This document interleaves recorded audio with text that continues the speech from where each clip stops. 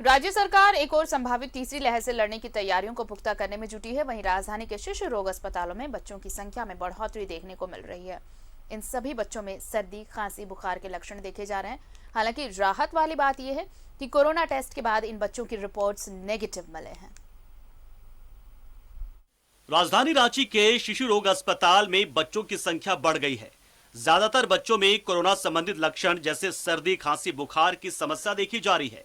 यहाँ भर्ती बच्चों का कोरोना सैंपल जांच भी किया जा रहा है, मगर जांच रिपोर्ट राहत देने वाली है। बच्चों का कोरोना आरटी-पीसीआर जांच नेगेटिव पाया जा रहा है। अब डॉक्टर भी ये समझ नहीं पा रहे कि कहीं ये कोई दूसरी संक्रमित कोई नई बीमारी तो नहीं, क्योंकि संक्रमण के ट्रांसमिशन का मौसम भी यही है। हो सकता है कि ये सामान्य फ्लू भी हो।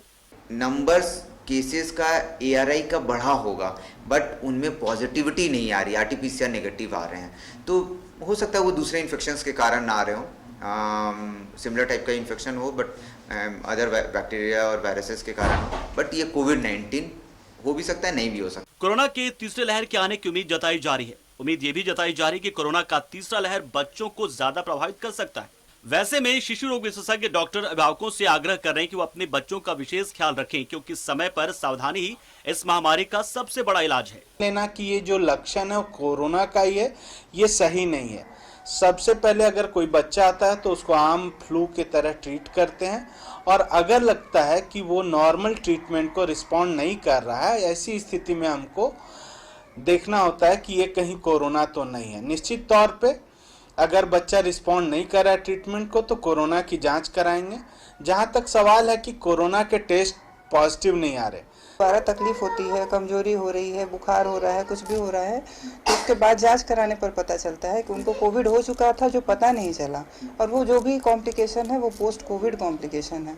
तो इसीलिए बच्चों में अगर कुछ भी हो रहा है तो तुरंत डॉक्टरी सलाह तो बहुत ज़रूरी है, डॉक्टरी परामर्श, क्योंकि उनका वैक्सीनेशन नहीं हुआ है।